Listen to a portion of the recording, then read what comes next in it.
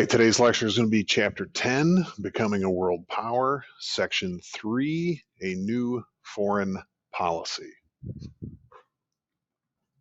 Before the lecture begins, make sure you have your student notes open to Chapter 10, Section 3. Make sure you are answering the guided questions and taking whatever notes you choose. The lecture questions, make sure you answer those on the Google form by midnight tonight. The three objectives of this section are seen here. Why did the United States want to build the Panama Canal?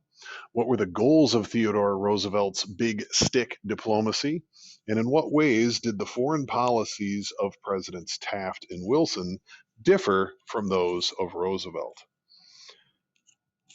If you can get the three presidents listed here, Roosevelt, Wilson, and Taft, if you can get a decent understanding of their differences in foreign policy, you will have had a decent handle on this section.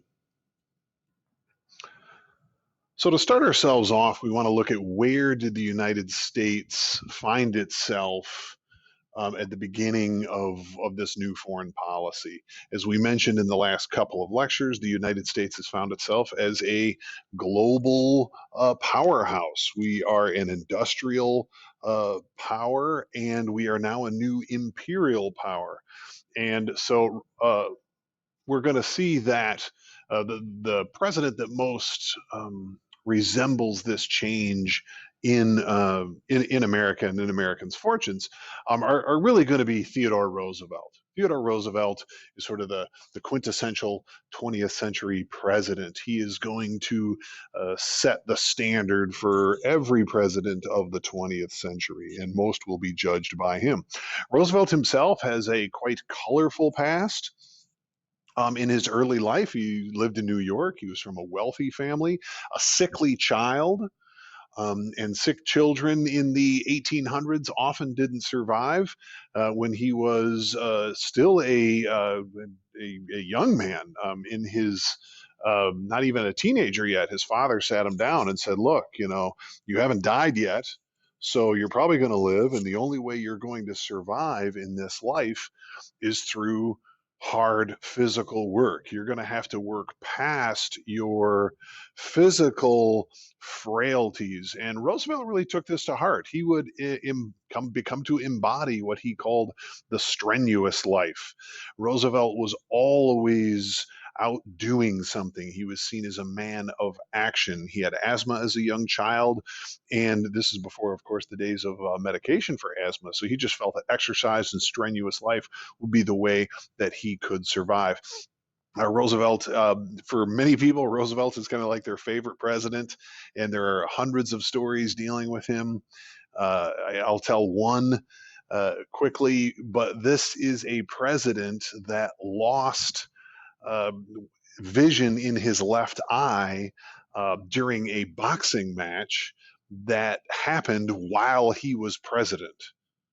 So this was not your typical guy, and so he has this story that so we've already talked a little bit about. Like I said, he was kind of a sickly child.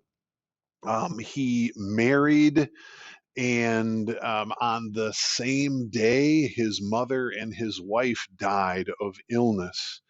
And it absolutely devastated him. He left New York. He went out west to the Dakotas, spent a couple of years as a cowboy, and that's our first picture that we see right up here is a picture that he took out west in his cowboy garb.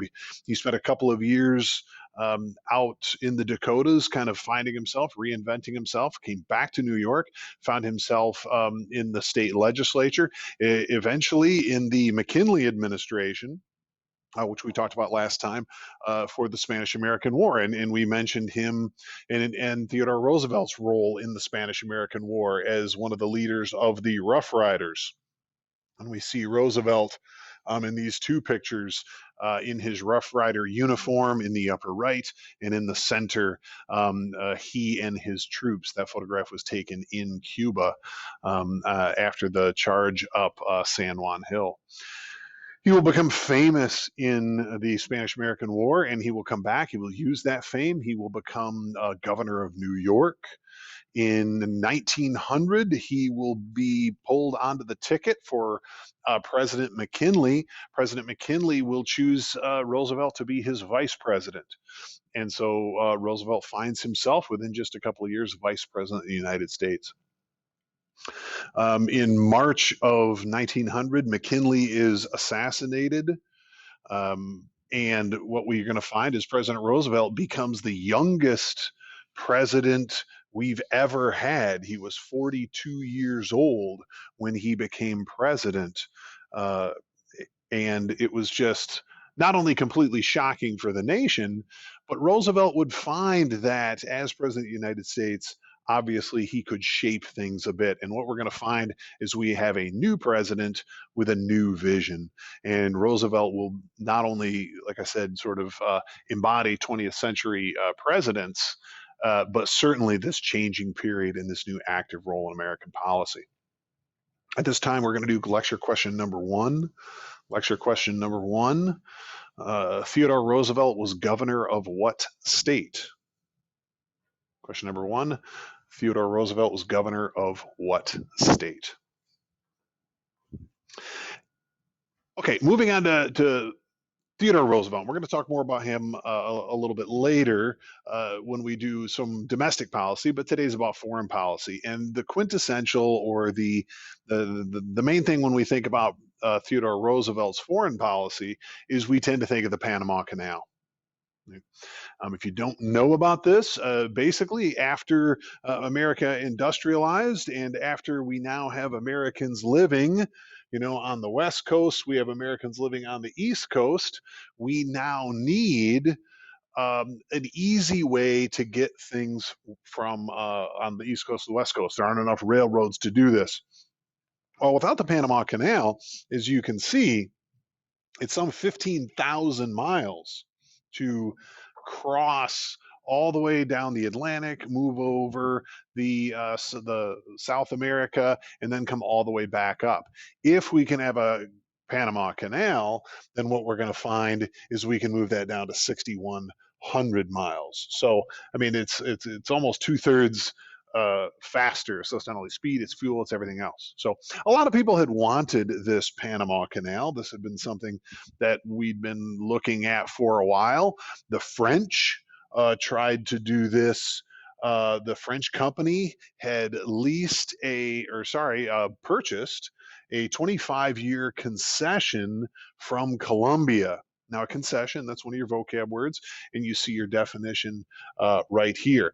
A concession is just a grant for a piece of land in exchange for a promise to use that land for a specific purpose. And in this case, the French purchased the rights from Colombia, who controlled the land at this point, and they purchased it and they said, look, we're going to build this canal. Well, the French had an awful lot of trouble. France was not ready for the tropics. Geography really ended up defeating them here. Things like yellow fever, deadly disease spread by mosquitoes, mismanagement. This would have been like sort of the bosses not doing what they need to do. And within just 10 years, the French had abandoned the project and they weren't really going to do this anymore. However, they wanted to try to recoup some of the money that they had paid Colombia, so they put the bidding out. Who wants to purchase their concession that they got from Colombia? And originally, the price was set at $100 million for this concession, because whoever controls the canal is going to control trade. You can make an awful lot of money. Well, eventually the price fell to about 40 million. And when that happened, Congress passed the Spooner Act, which authorized the United States to make the deal from the French, but it did stipulate that they needed Colombian approval. Now, of course, is Colombia going to give that approval? Will Colombia allow the United States to purchase this land? And the short answer is no, they didn't really want to do this. They wanted to wait out. The French bought this concession in 1879, so it was going to run out in 1904. And then in 1904, the Colombians could sell it to whoever they wanted at whatever price they wanted. So they certainly didn't want the United States to get it on the cheap. Now, if you look at the map over here to the right on the top, the dark brown, that is Colombia. Of course, Colombia doesn't look like this today because in 1903, we're going to have the Panamanian Revolution. And the Panamanians, an ethnic group in northern Colombia, are going to rebel. Now, let's just be clear, they were heavily influenced by the French and had the consent of the United States that if they rebelled, they would find a favorable action by the United States, which is exactly what happened. Two U.S. warships were waiting off the coast. They quickly supported the Panamanian rebels, and in very short order, the U.S. recognized Panama as an independent nation. Panama then quickly signed a treaty with the United States and gave it access to the canal zone for $10 million. So, what Roosevelt was able to do was get control of the canal and get it at a cheaper price. Right, than even the French wanted to, not to mention the Colombians wouldn't do it for us anyway. Now, so the U.S. then began the construction on the Panama Canal, which was a massive, massive technological challenge. This was the largest canal ever at the time. And I'm going to scroll down here to the map, and you can see this.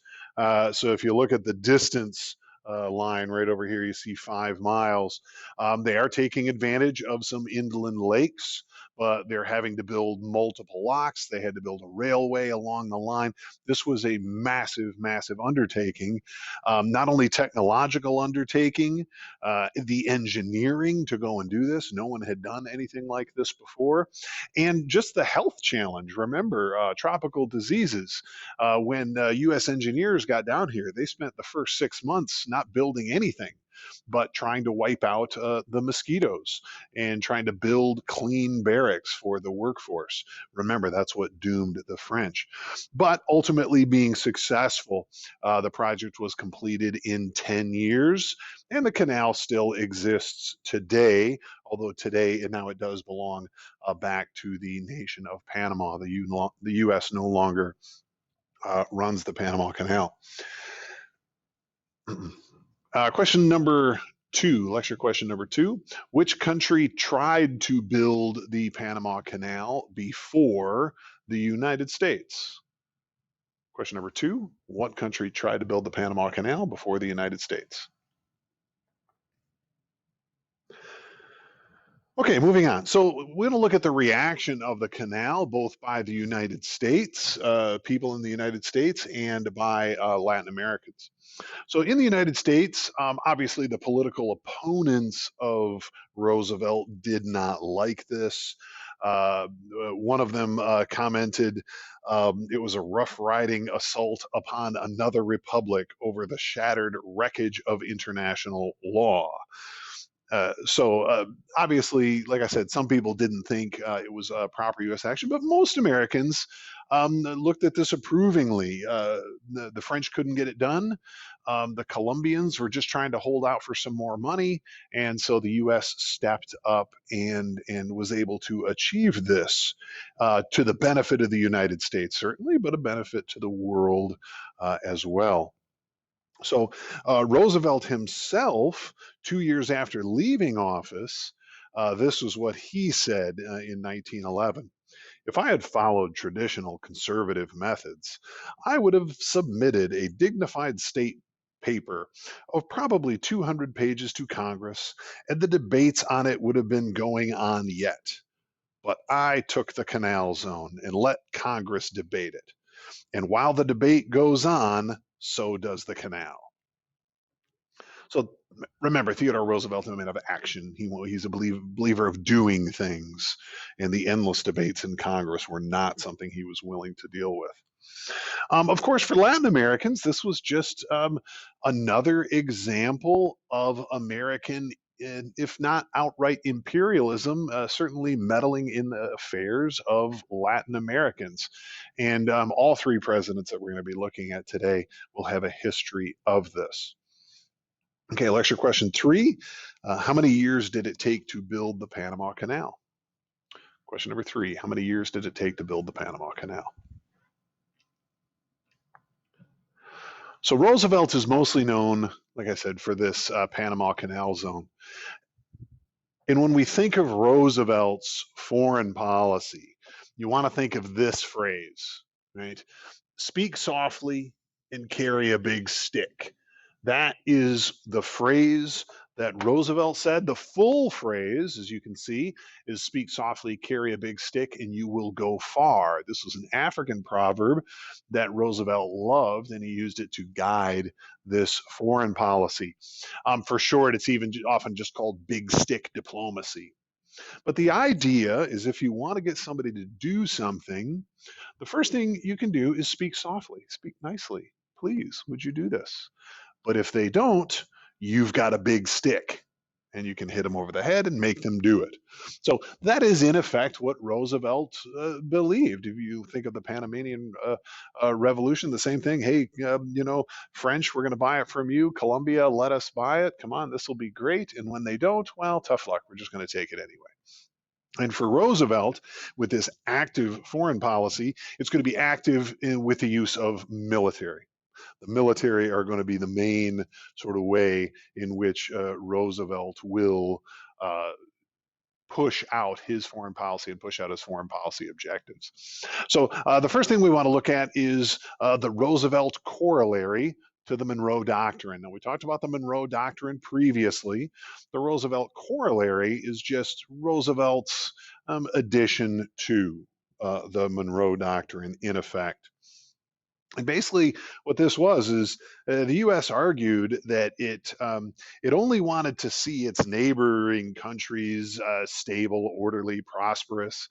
But if the countries engaged in activities that were harmful to the interests of the United States, or if their governments collapsed and invited the intervention of stronger nations, then the United States would be forced to intervene and forced to exercise what was called this international police power. In effect, America was going to become the policeman of the Western Hemisphere. Roosevelt was clear that he didn't want to become this imperial power and take over large chunks of Latin America, but he did not want to have this kind of instability or unfriendly neighbors in America's backyard, so to speak. And then because of this, the United States is going to do an awful lot of intervening in Latin America over the next couple of decades. Roosevelt famously, Panama, Santo Domingo had a lot of financial troubles. European nations threatened to basically take over if they didn't get their affairs in order, and the U.S. stepped in, and basically U.S. bankers came in and they took over the finances of Santo Domingo and basically ran the government until they could get their financial affairs in order. The next aspect of Roosevelt we want to look at is Asia. Specifically, two things, right? Roosevelt believed in the open door policy of Asia, which is something we've talked about previously. This has existed for a couple of decades by this point, and Roosevelt felt that should continue. The problem Roosevelt had was something called the Russo-Japanese War. So the Russo-Japanese War, those are the Russians. And of course, the Russians, you can see in the map, this is the big player. We often think about Russia and what they're doing in Europe, But Russia is a big country, and they have a lot of influence in Asia as well, especially in China, in Korea, and Japan. At this point, if you guys remember, we talked about Japan in the 1850s when the United States forced that unequal treaty on them. So Japan has heavily been trying to industrialize, and they've been catching up quite quickly. And in 1905, they attacked a Russian naval base in Vladivostok. It's a large base starting with a V. Let's just put it that way. And the Japanese Navy sailed in, caught the Russian Navy unawares, and completely devastated this Russian Navy. Um, and Russia was completely embarrassed. If you guys remember from world history, Russia has been around for a very long time. They're a major player in Europe, and now they just got their rear ends kicked by this tiny little upstart over here in Asia. So Russia's embarrassed. And so in October 1804, they send a fleet. So if you're thinking about Russia, as we said, it's pretty big.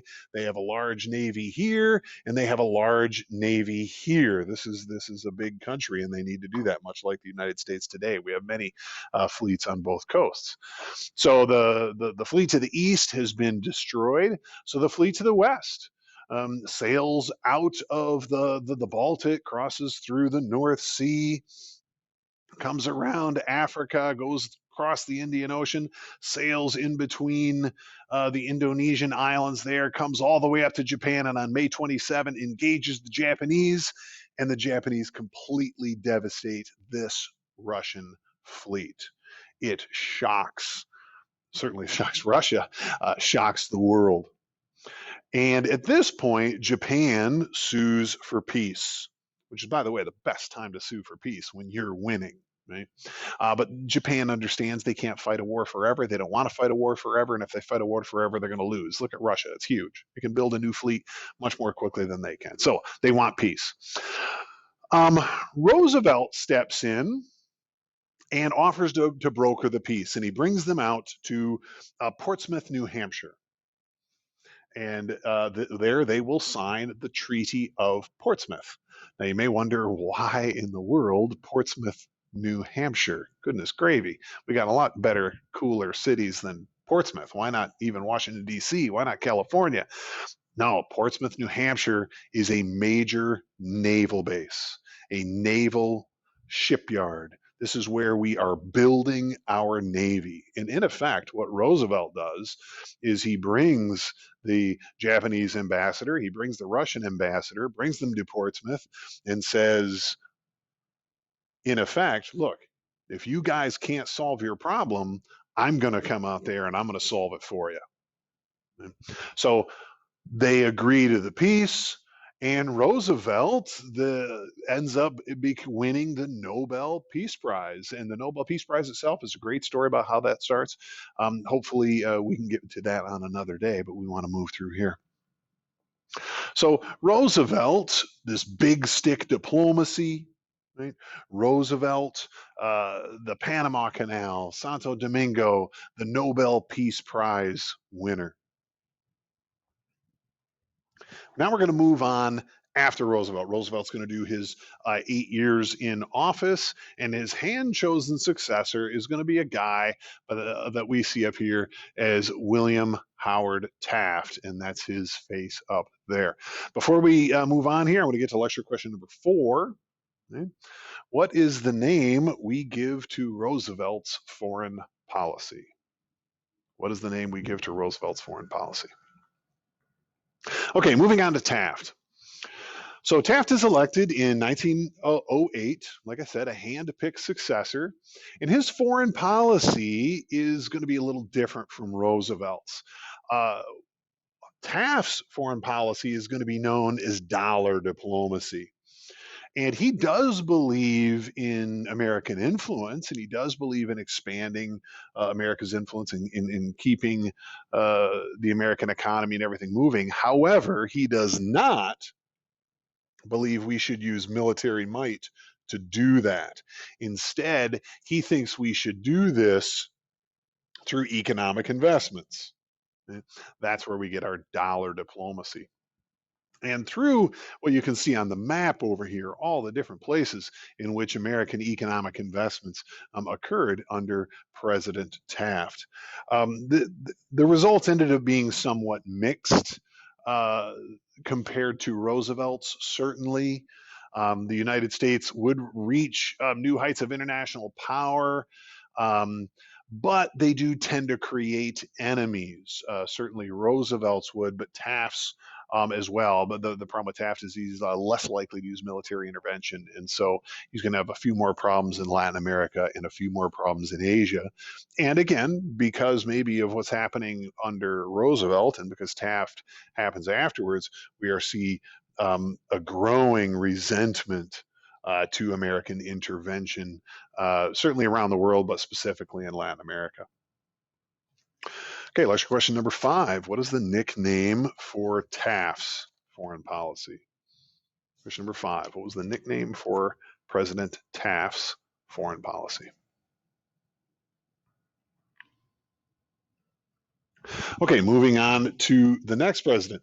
Taft is only going to be president for 4 years. Our next president is going to be a guy by the name of Woodrow Wilson. And we're going to go and talk more about these guys as we do some domestic stuff and then as we talk about World War I. Wilson had a completely different idea for his foreign policy.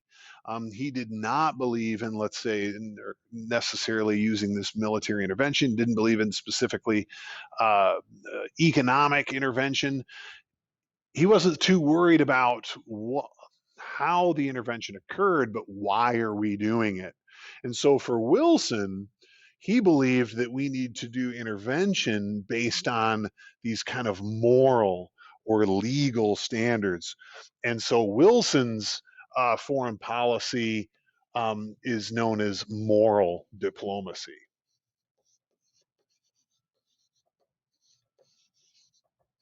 And so this moral diplomacy is what we tend to think of when we think of President Wilson. And Wilson, again, has several issues within Latin America. What we really want to focus on is what's going on in Mexico. Mexico is probably the one where he has the most trouble. And again, similar to Roosevelt in Panama, we tend to think of that as the main sort of item for President Wilson. We tend to think of Mexico. Well, so basically, in 1911, there was a revolution against the longtime dictator Diaz, and he was forced to resign. The new president, Madero, promised democratic reforms. However, he ran into some domestic trouble, and just about a year and a half later, he was overthrown by one of the generals, General Huerta, and Huerta had Madero executed. Wilson felt this was an illegal um, overthrow of the government, which of course it was. It wasn't elected. Even when Huerta promised that foreigners could keep their economic investments, Wilson refused to accept Huerta, even though when many European nations did, because they were really just concerned about their economic investments. They didn't care about what was going on in Mexico. So Wilson would never support Huerta, and eventually the revolution continued. It wasn't over when Huerta took over, and Carranza ended up being another Mexican leader that was really the main kind of rival to Huerta. I am simplifying, obviously, but Wilson supported Carranza, and he would make sure that Carranza had plenty of weapons and would do as much as he could to limit the weapons that Huerta had access to. And again, kind of a long story short, Huerta ends up resigning, and Carranza ends up in office. And so you might think, okay, this is great. Of course, it's never over that quickly. There was another radical revolutionary in Mexico, a guy by the name of Pancho Villa, who was very upset at Wilson's support for Carranza over Huerta. And so Pancho Villa began a radical attack against the United States. He and his men in 1916, they would cross over into the United States and basically murder people, burn down towns. There were cases in Mexico where would stop a train, they would pull it over, and they would kill the Americans. Um, these are radical guys. Obviously, most Mexicans, I don't think, thought this was maybe a good idea, but many Mexicans might have felt that maybe the U.S. shouldn't be intervening in the internal affairs of Mexico. So even though obviously Pancho Villa is doing some pretty radical things, many Mexicans supported at least the idea of what he was doing, if not the methods itself. Question number 6 in the lecture notes is, what is the name of President Wilson's foreign policy? Question number 6, what is the name of President Wilson's foreign policy?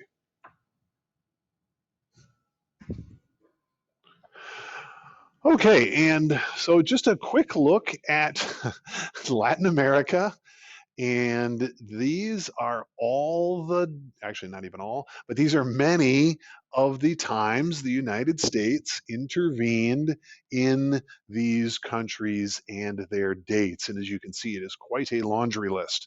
The United States is intervening an awful lot into all of these countries, including the U.S. Expeditionary Force would invade northern Mexico, chasing Pancho Villa, which even those Mexicans I talked about that maybe didn't like what Pancho Villa was doing, well, they certainly didn't like the U.S. Army invading Mexico either.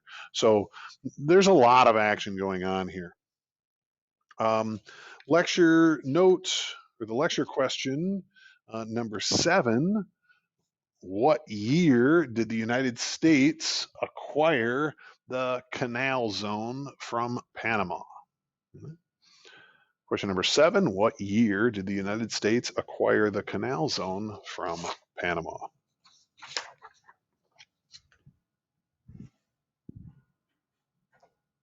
Okay, and that wraps up this lecture here on Americans' foreign policy.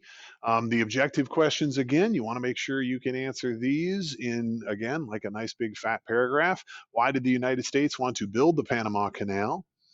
What were the goals of President Roosevelt's big stick diplomacy? And in what ways were the foreign policies of Presidents Taft and Wilson different from those of President Roosevelt? And again, if you can tell me the basics of President Roosevelt, President Taft, and President Wilson's foreign policies, you'll do very well. Make sure you know the nicknames for them and give me like one example of each one.